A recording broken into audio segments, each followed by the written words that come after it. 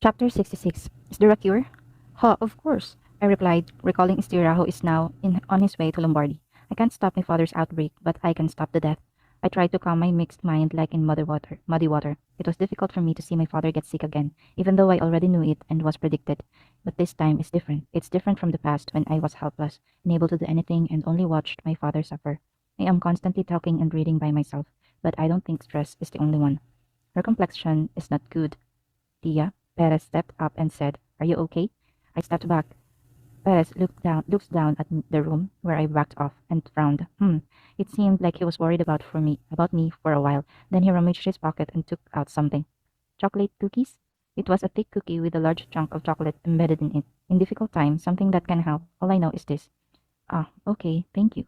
I accepted it once. It's also quite heavy. When I just hold the cookies, Perez looked at me. Do you want me to eat it? I slowly put the cookie in my mouth. I can see the anticipation on Perez's face when I put a little bit in my mouth and bite it. The sweet taste spread in my mouth with a crunchy sound. Delicious. It wasn't what I said for Perez. It was really delicious. Really? Delicious. Thank God. Perez smiled so deeply that dimples formed on his cheeks. I don't know if this is true. Did you make this, Perez? Hmm? Are you good at cooking too? Not enough in appearance. Studied in swordsmanship. Even cooking. Heaven, which gives one person different kind of talents. It's unfair. Next time I will make more, said Perez, who blushed a little. Next time? Well, yes, I answered up without thinking. First of all, it was a delicious cookie. Perez's smile grew even deeper at my words. After that, I forgot the cookie in my hand for a moment and looked at Perez's face with an empty look. It was a handsome face, though still expressionless, but with a shy smile, his beauty grew even stronger. Also, I wondered if his good looks would improve as he got older and really entered the face of a young boy.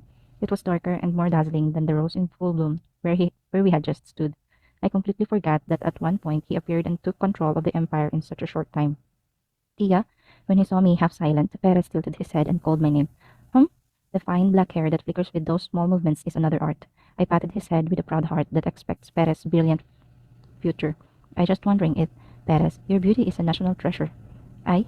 Of course, you shouldn't hurt your face when you're training. Your pretty face is everyone's public good. No, not this. You have to cherish it anyway. Is that so? Perez touched his face once and said, as if he wasn't sure, "Oh, he's a young boy who doesn't even know he's handsome. Tia, you're prettier than me." Are you kidding me right now? No, I mean it. Unavoidably, Perez's hand reached my cheek. In an instant, the distance between us narrowed. Eyes redder than roses came out right in front of me and looked at me. What is this? I just stiffened, and he said in a quiet voice as if telling a secret story. Pretty. I'm so embarrassed that I can't even say anything. When I speechless and acted like a fool, grumbling. A small round garden tree shook a little. I thought it was one of the little animals living in the garden. Who is it? Screaming. Perez drew a long sword and cut the garden tree at once. Look, the garden tree rolled to the side, and what could be seen behind it were three people sitting. Well, what is this? It was Belsac who saw the tree cut down, screaming. Ah, and there was Astalio and his 7-year-old brother craning. That were scared and unable to scream. Now, what if he caught us by mistake? So why were you listening to other people's conversations like a rat? I asked coldly. Rat, you say? Balzac shouted, then jumped from where he was crouching. Like Perez, when he was 13 years old, Balzac's height has grown a lot, but he has also grown up to be a boy whose grumpy face shows. You, you half-blood, shut up, Balzac. I immediately stopped him from trying to say another tedious swear, because I'm not in the mood to hear you swearing with half-blood right now. If you want to say things like that, go away. Firstly, because of the problem with my father's condition, I don't know how I would explode with anger if something like Balzac existed. This is pure advice for the sake of Balzac, but I don't know if he accepted it. Balzac gritted his teeth and widened his nostrils. You don't even have a fist. What? I clicked my tongue, then I asked Astalio. What the hell? Why are you following a kid like that? Astalio opens his eyes round and sees Balzac's eyes. Even bringing your little brother, Astalio's younger brother, Creamy, is only 7 years old and is smaller than his peers. Later in life, he studied hard, and among cousins, he had the fewest misdeeds because he was the one who was not corrupted apart from myself. He inherited the blood of his mother's family, the Jean Folk family, and looks younger thanks to his red hair and freckles full of faces. And face full of freckles, baliktad.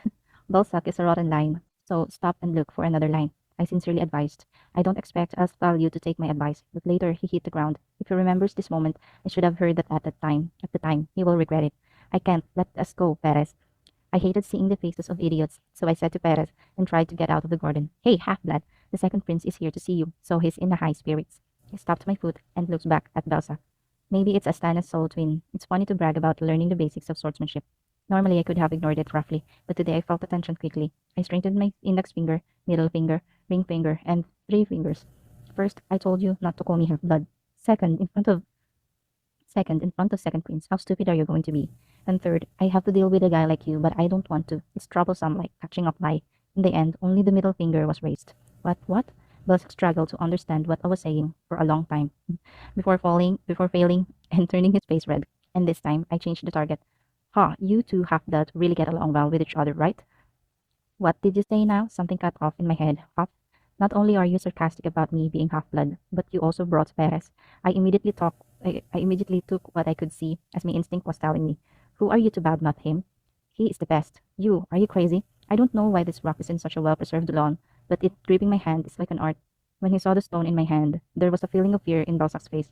Shrink. Eventually, Balzac stepped back and drew his sword, but I didn't even blink. How good are you? You call the other half, or anything. If you lose by half, then are you crumbs? What? Oh my God, Belsa! Hey, Estalio, you pulled it too.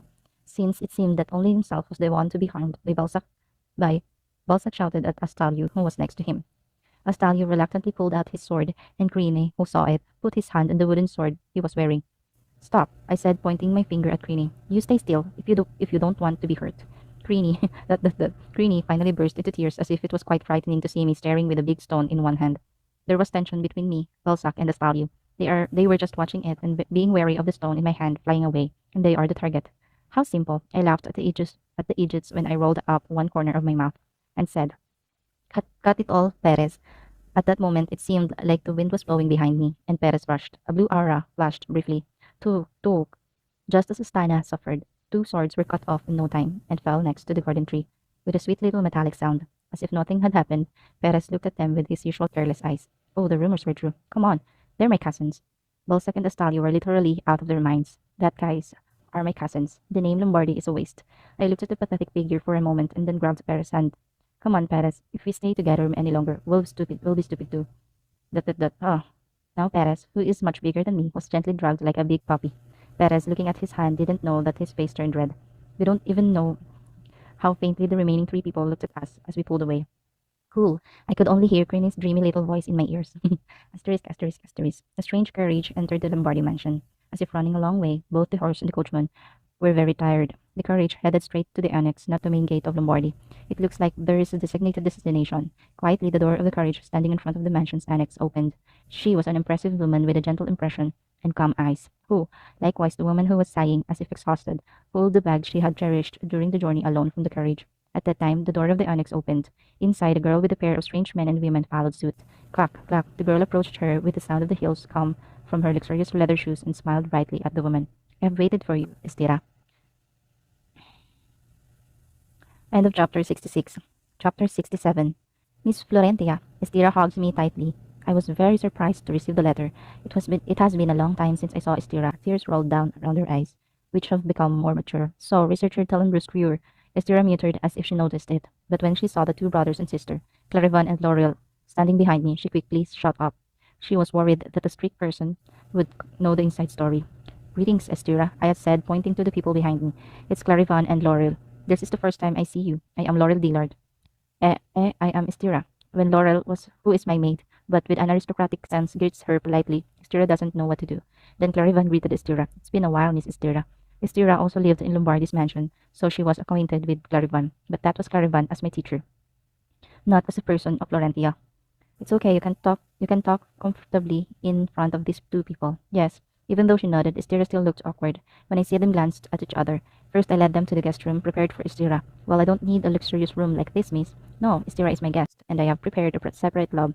I was planning to arrange it near Dr. O'Malley's lab, but I just made it in the annex. It's okay? Is it okay? Yeah, thank you. Estira looking unfamiliarly at the luxurious guest room. I want Estira to take care of my father until his condition gets better. Estira's eyes changed at my words and nodded firmly. From the moment I saw Estira, I kept thinking about the question I wanted to ask. So, how's your research going? We have been exchanging letters from time to time and have been aware of the approximate progress. Finally, Estira's letter contained concerns about the proportion of medicines. And after receiving my letter announcing my father's outbreak, Estira wrote that she was leaving the academy immediately. A whole week after that, I only hoped Estira was coming with a cure. Did you make the medicine? Instead of answering, Estira opened her cherished bag and rummaged inside. With clenched fists, I felt that the waiting time was endless. Here you go, miss. Estira was holding a dark green liquid in a small glass bottle. Yes, it's the most effective combination I've ever found. Sigh. With a short sigh, my body staggered.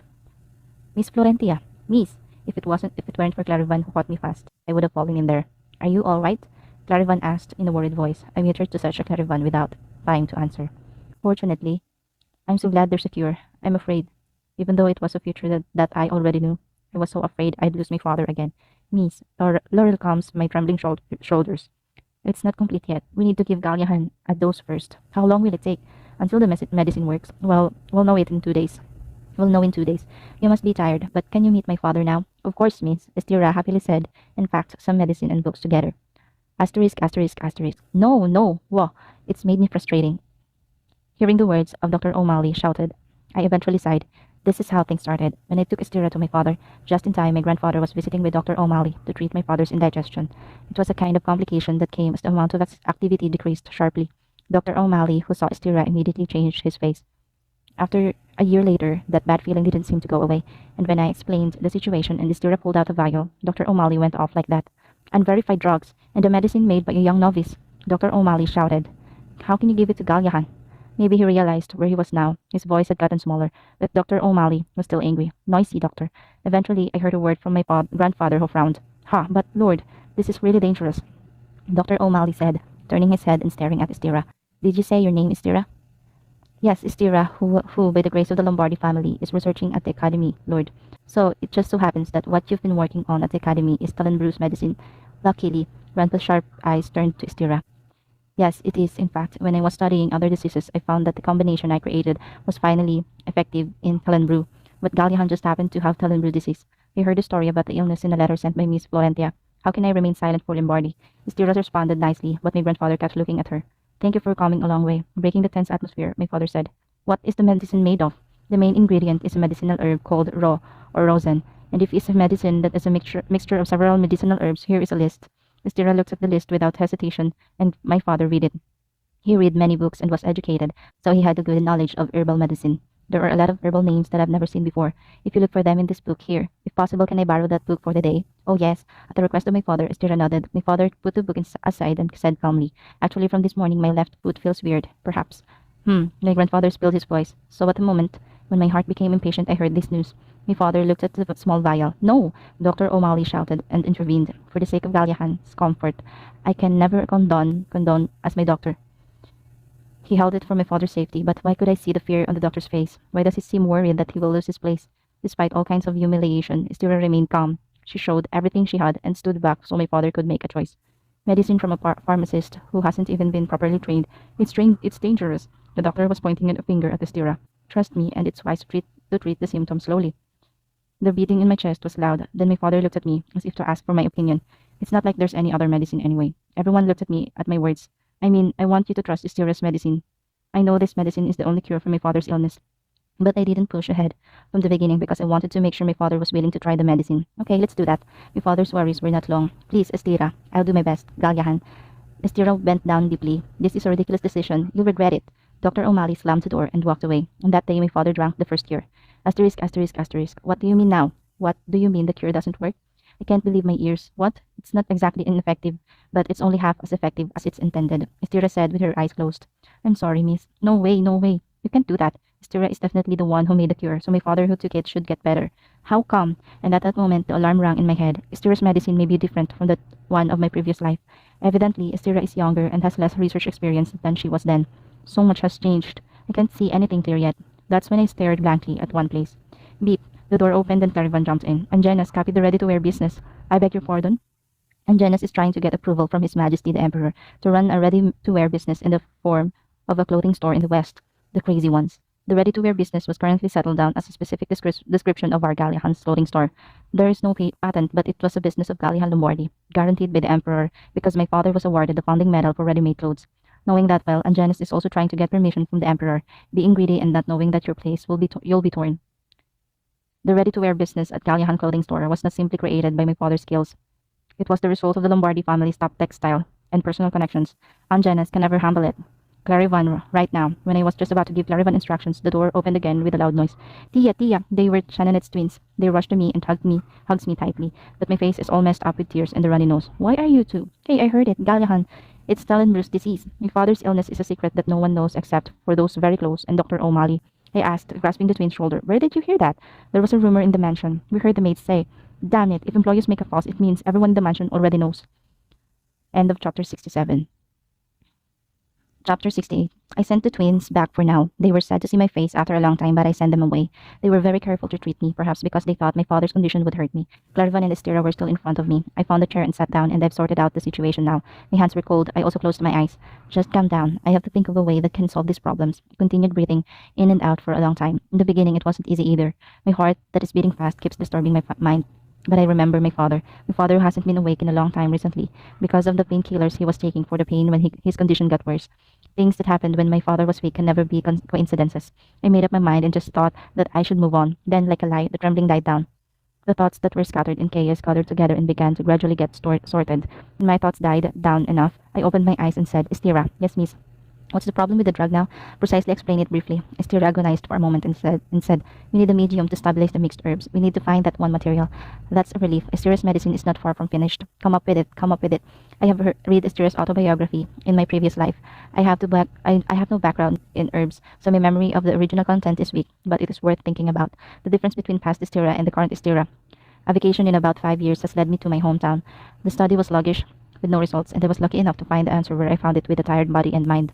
Yes, there was such a thing. Maybe both then and now, Estira was blocked by the same wall in the curse of the study. Estira, have you told your grandmother back home what's going on? Oh no, I thought I'd keep it a secret. I'll send someone right away. So send a letter to your grandmother. She has been making medicine for a longer time than Estira. Oh yeah, if it was Grandma, she might know. Estira's face was filled with joy. I wrote a little note for Estira to show to Butler John, and Estira left the room without delay. And Clarivan, the rumors of Angenes and my father's diseases are closely related. It's a bad time. Rumors that Callahan had Talon deceased amid conversations with the Sisu family about some opening a branch to the south would be fatal. That's what they're planning. It will be the work of Angenes. I don't know how they found my father sick, but I have to move carefully for today. Do you think the Susu family already knows? Clarivan asked me if it were Mrs. Susu's personality. She couldn't have believed it immediately after hearing the words. It's not completely different from the Lombardi family. They would have confirmed to us in any form. I'm glad to hear that. There's not much time before Mrs. Susu hears the news. We need to move fast. You said Angenes was in the palace now, right? Yes, that's right. I heard they passed through the palace gates, so I've been waiting for your orders. I agree with Clarivan that there is no time. We have to move fast. I'll take care of Mrs. Susu. Clarivan has a place to go right away. Tell me, Miss Florentia. Clarivan stood up and said, packing up his coat. Luckily, I know someone who could help us now. Go out and meet my grandfather right now. Tell my grandfather about the situation and ask him to go straight to the palace. Seeing the emperor is not easy for the highest ranking aristocrats. Sometimes you have to wait a few days. But if it was my grandfather, he can go straight away from Lombardy to the emperor's office. He may be able to catch up with Angena's plan. Watching Clarivan's out from the back, I opened my father's door, which was tightly closed. Asterisk, asterisk, asterisk. Daddy, Daddy. Galia hand opened her eyes to a small hand that shook his shoulder. Well, Tia, how long he has been asleep. The stiff eyes showed a hazy world, only after blinking a few times. Dad, just wake up for a second. There is something I must say. Dalian clasped his daughter's small hand, which was still in one hand. He was trying to make sure he wasn't dreaming by being drunk. It must be difficult, but I'm sorry. Our tea has nothing to be sorry about. I'm more sorry because Dad keeps sleeping. In the meantime, Dalian struggled with the eyelid that kept trying to close. What do you have to say, Tia? There's a rumor going around that my dad is sick. What? Gallian's illness was to be kept secret until the end. It was important for Gallian's clothing store, and most importantly for Tia. No, how? Who the hell? Gallian muttered in confusion. One word from his daughter stopped him. Dad, Tia? Gallian wondered. Oh, is that a dream? It's because her daughter's face looks a little different every day. Her face still looked childlike, but on top of it, it was much more mature face. It was as if he was drunk and hallucinating. I want to explain everything, but I don't have time right now, so I'll tell you right away. Please write me a letter. Letters? To whom? To Mrs. Susu. Tia quickly brought a low-sitting desk, letter paper, and writing instruments to use in bed. The letter is simple. Sorry I didn't tell you about this illness before. I'm calming myself right now, but I'm sending this letter to someone I trust, so I want you to trust me and wait a little longer. Gallian held the quill as his daughter gave him. When he had just put the tip of his pen on the paper, he looked at Florentia. His eyes were filled with a lot of things. It was calm but full of things in his eyes. If you put out the urgent fire, will you tell me then, Tia? He knew his daughter was different. Although she was timid and vulnerable, she was always faster than anyone else to learn. In the past and present, she was a lovely daughter than anyone else, but he had a hunch that maybe he had a secret that he didn't know. I promise, Dad. Listening to Tia, Galliahan moved the quill without hesitation. From beginning to end, he wrote it down as Tia told. In the end, he dipped his pen deep in ink and took it out, leaving a powerful signature that did not appear to belong to a sick person. Gallian folded the letter, giving it to Florentia, and asked, "May I ask who will deliver this letter? Looks like he won't send a letter if it's held by someone else." It was a vague guess, to the point of calling it a father's instinct. Tia looked surprised for a moment, then smiled. "Then I'm going to ask Aunt Shananette." Before long, Tia ran out of the room after leaving a kiss on Gallian's cheek. Asterisk, asterisk, asterisk.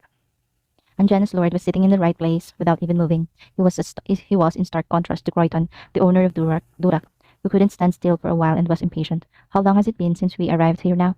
I mean, yes, maybe 4 hours have passed." "I see." Jovains was currently hosting a meeting of 80 people instead.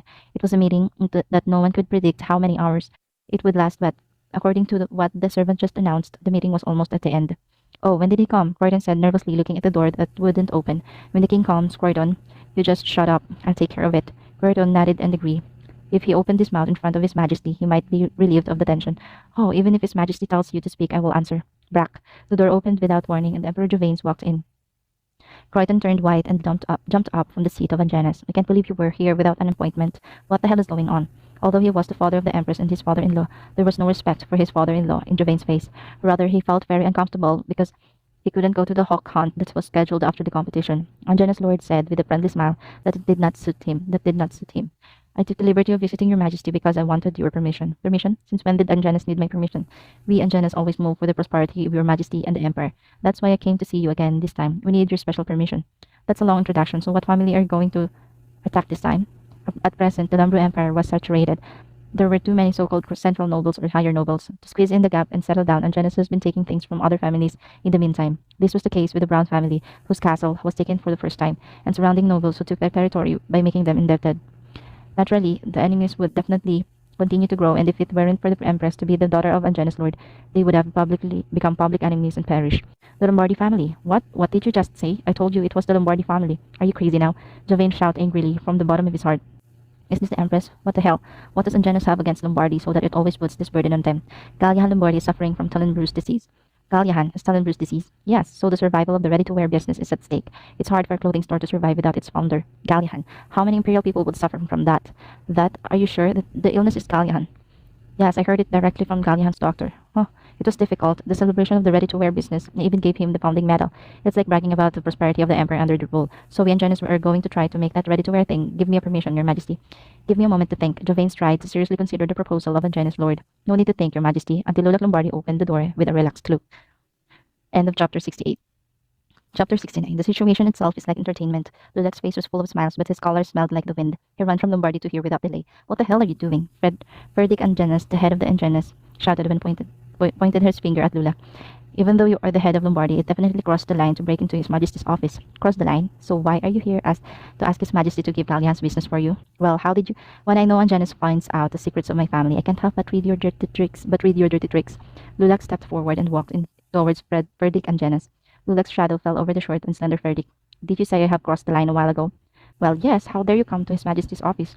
Lulak raised a hand threateningly, which seemed would twist Ferdic Anjanus' neck, who repeatedly said the same thing as a parrot. "Ugh!" Ferdic, who was under pressure, had to clench his teeth to avoid screaming at the strong grip that seemed to crush his shoulders. Lulak leaned over to Ferdic's ear and spoke softly. "Did you sell your conscience and your head, Ferdic?" "So only Ferdic Anjanus can listen. Just like you, who didn't move at all. If I made a move, Anjanus would be like you." "What? Are you threatening me now?" "Yeah. Yes, this is a threat. So listen to me, Ferdic Anjanus." Lulak's voice became even lower. "From the moment you set foot in the imperial palace to steal the ready-to-wear business, when you heard that my son was ill, you've crossed the line." His wrinkled brown eyes were glowing blue with anger. "You just crossed the line that was protecting Anjanus from me with your feet. Do you understand, Ferdic?" Ferdic Anjanus swallowed his saliva. Although he knew that Lulak was ruthless when it comes to his heredity, it was moved under thorough calculations that things might turn out like this. Somehow he kept thinking that he had crossed a line that he shouldn't have crossed, as Lulak said. Regret was raising inside Ferdic's head, and as if reading his mind, Lulak said with a smirk on his wrinkled face, "Okay, you'll be thinking about it countless times in the future. Regret it again and again. You shouldn't have touched Kaliahan back then." Lulak, who tightly grabbed Ferdic Anjanus' shoulder, turned around. "It's been a while, Durak owner." "So I'm sorry." Croydon and Janus apologized involuntarily. No, don't apologize now. There will be a lot of things to apologize for in the future," Lulak said with a smile, but Durak owner's face grew even wider. Ferdic and Janus looked at Emperor Jovains belatedly, asking for help, but the Emperor was only slipping alcohol with a bystander face. "So did Gallian really have Talon-Bruce disease? Are the rumors true?" the Emperor asked Lulak. "That's right." "Oh, then it will be difficult. You have nothing to worry about it, Your Majesty." "But if it's Talon-Bruce disease next season," Jovains also looked down at Lulak's eyes and spoke less. But what he meant was the same as what he had already said. Gallihan is currently under treatment. Therapy, but isn't there a cure for Telenber's disease? So far, it has been. Nulak paused for a moment. I knew a new treatment has been developed. He is recovering very quickly, so Gallihan will be fine. A bewildered cry erupted from Frederick, and Jenas. Telenber's cure is nonsense. Gallian Lombardi might be better. Lulak moved, knowing he would be angry, but because he calculated that if he could have a ready-to-wear business was worth the risk. But if Gallihan really survived, a cold sweat falls from his back. But if Gallihan doesn't recover, what are you going to do then? Javanes looked at Lulak with snake-like eyes. At that time, Lombardi would take responsibility and continue the business. It won't happen. Gallihan will get up and show up. Lulek said that and left the office. Last but not least, he won't forget to stare at Verdict and Janice. Well, let's just watch it. The healthy Gallihan will not die, Jovane said, waving his glass in peace. Verdict and Janice had to swallow bitter water. Asterisk, asterisk, asterisk. Mrs. Susu stared and sitting in front of Shananet. They heard rumors about Gallian's illness. Is this the way Lombardi treats the family he wants to do business with? I'm sorry, I couldn't tell you in advance. Shananet politely bowed her head, seeing that Mrs. Susu was even angrier. Give me an excuse. Only then will I be able to trust Gallihan and start a big business. Auntie, after Shananet called Mrs. Susu in a quiet voice, she took out a letter from her arms. It was Gallihan's letter. After opening it, Mrs. Susu let out a loud voice. Dear Aunt Beatrix, by now I'm guessing that you must have been very upset when you heard about my situation. I was going to tell you when the time came, but I would be lying to my aunt. It was in the best interests of the younger brother who was in the hospital to get this job done properly by Gallihan. For the future of my daughter Tia, I tried to keep it a secret for as long as possible without anyone knowing. However, in this circumstance, where everything is known, I would like to ask my aunt for a frivolous request. Trust me and wait a while. If you don't believe me for trying to deceive your aunt, please trust the person who took this letter. We will do our best to bring the good news to you in person from Gallihan, the cunning guy. I thought he was just a gentle and tender guy. He almost like his father. Isn't it heartbreaking to get angry at a sick nephew when he lies for his daughter and says auntie? Mrs. Susu, who had anger in her face, asked Shananet, I will come and tell you in person. What does this mean? That is, Shananet tried to hide her confusion, although she did not express it. She was trying to accept all these situations as much as Mrs. Susu. While preparing to welcome them after hearing that Gallihan has Telenber's disease, Florentia visits Shananet. Then, with a letter from Gallihan, Shananet was asked to meet Mrs. Susu. Along with the request, please come as Shananet Lombardi, not my father's older sister. One of the researchers, a Lombardi scholarship student, has just invented and brought a cure for Talenbrew. So you mean Gallihan might be better? He is under treatment. It's the same with Gallihan and Shananet. Siblings can't lie. Mrs. Susu looked at Shananet with narrow eyes. What if I believe and wait, and what belief betrayed me? That belief betrayed me. Janice could come at any moment to take Susu's hand and jump in. Also, Shananet confirmed that what she had guessed and clenched her fists. Auntie, Gallihan is my younger brother, but he's stupidly incapable of lying. It would have been better if he acted a little weaker, but he's a fool who can't. It had only been a few hours since I heard the news that such a younger brother had an incurable disease. However, there was no room for mourning and confusion for Shananet now. It was best for Gallihan, his younger brother who was in the hospital, to finish this job well. I believe Gallihan is doing the best he can to overcome his illness at this moment. But if Gallihan doesn't live up to his promise, Shananet remembered the words of her young nephew.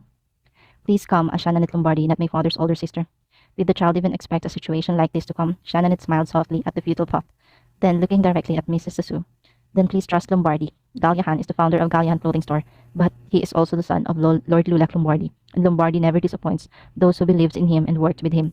A moment of silence passed, and Mrs. Susu let out a low sigh. Tell Gallihan not to worry about Susu and just focus on treatment. Be sure to keep that in mind that I'll hear back soon. Yes, Aunt. Shananet got up from her seat, hiding her slightly trembling hands inside the sleeves of her white dress. And Shananet, Mrs. Susu said when she rubbed her forehead with a tired face, well, will you tell your husband to stop persuading us, since we don't want to sell the mine we are in?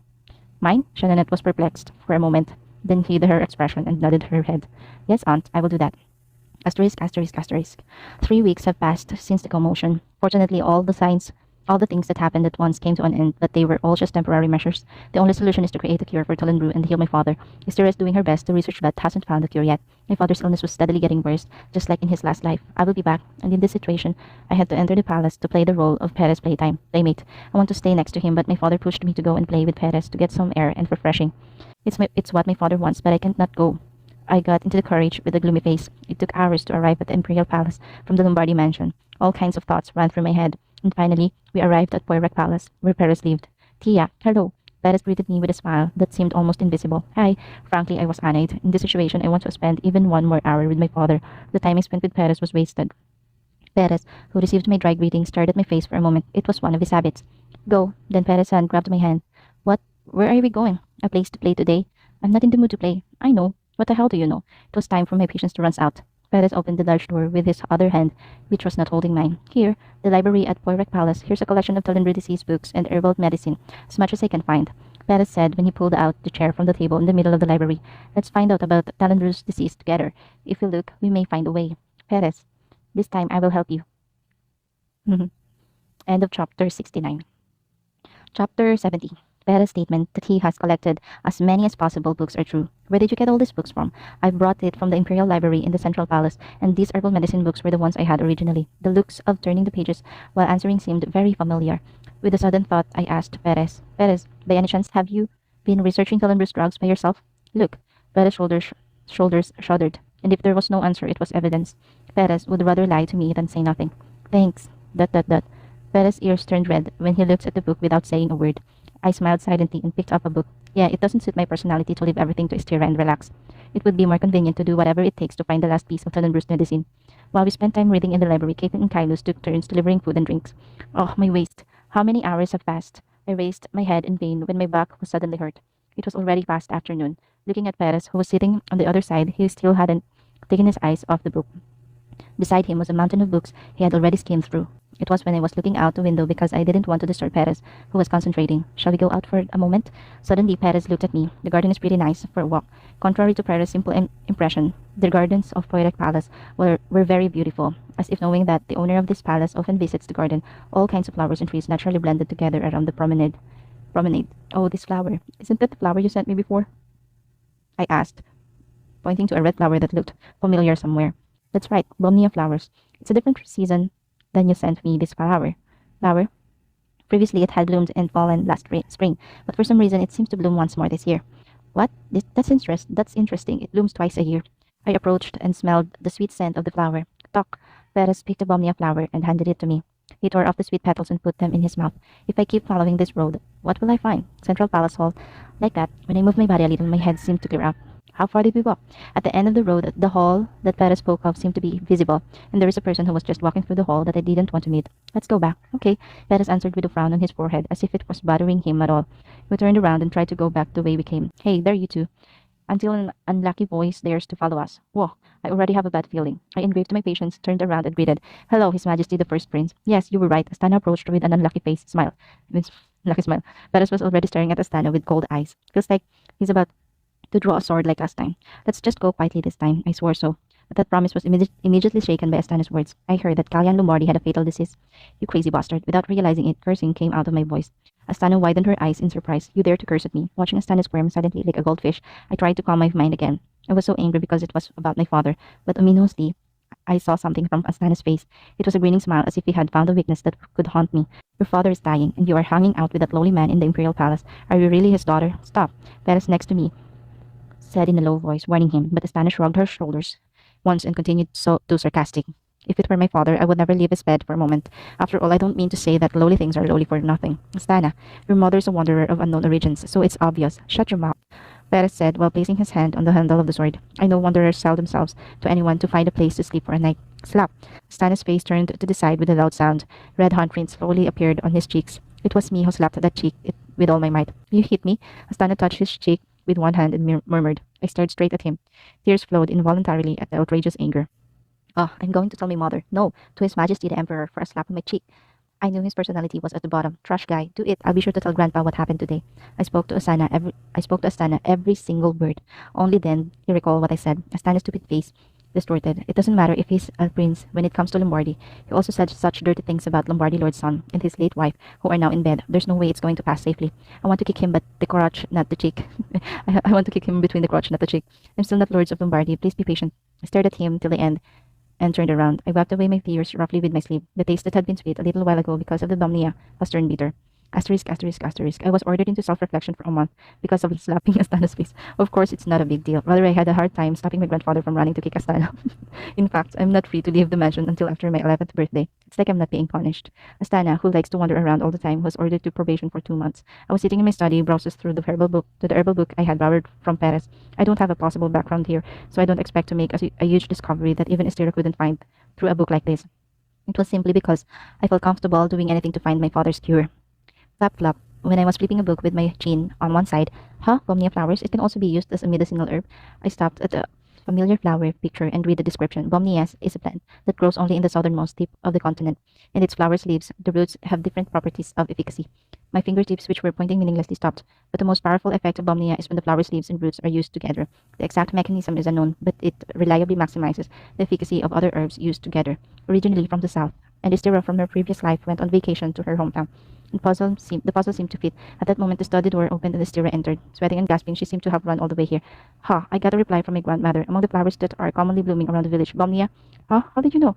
Also, the last ingredient in the remedy was Bomnia. Estera, who looked at my smiling face, said while crying, "By the way, Bomnia is a wild plant that grows only in the south, and the flowering period has already passed." No, I know where the flowering bomnia is. The bright red bomnia flowers were blooming in the backyard of Poirac Palace. I quickly ran to my desk and wrote a letter. The recipient was Perez, though in my heart I would like to run to Poirac Palace and bring bomnia flowers by myself. I can't enter the palace because of the self-isolation period. Damn it, Astana. I wrote the words that I needed the bomnia flower for my father's treatment, and that the flowers, leaves, and even the roots had to come together. My hand that was folding the stationery was trembling. The joy of finding the lost puzzle was brief, and anxiety overtook me. But if the bomnia flowers have been chopped in a couple of days, Perez also said, the flowers didn't bloom at this season. Please, please, I prayed earnestly and sent the letter. Asterisk, asterisk, asterisk. It began to rain at night. I was staying up all night watching the heavy rain outside. Damn it, damn it. I heard the sound of rain hitting the window and me biting my nails. What if the bomnia flowers are chopped down in this rain? The last time we saw each other was a few days ago. If all the remaining flowers fall off, I felt like my stomach was burning. It was then, instead of courage, with my head in the window, I doubted my eyes. Courage was coming to the annex through heavy rain like a pole. At first glance through the lacy raindrops, the imperial pattern was seen. Surely, I ran downstairs in a surprise. Bang, bang, bang. With a heavy knock on the door, the butler of the annex was already approaching the door with his back. Create. The door, which had been closed all night, opened with a long noise. A man drenched in the rain was standing there. Perez? Perez found me and pulled out something he was holding dearly in his arms. It was a large wooden box. Click. With a small noise, the cover was opened. There was a distinct smell of wet soil from the rain. Inside the box was a pile of red flowers covered in soil, quietly exposed to the roots. Bomnia flowers. I brought them. With a pale and wet face, Perez grinned widely. End of chapter 70.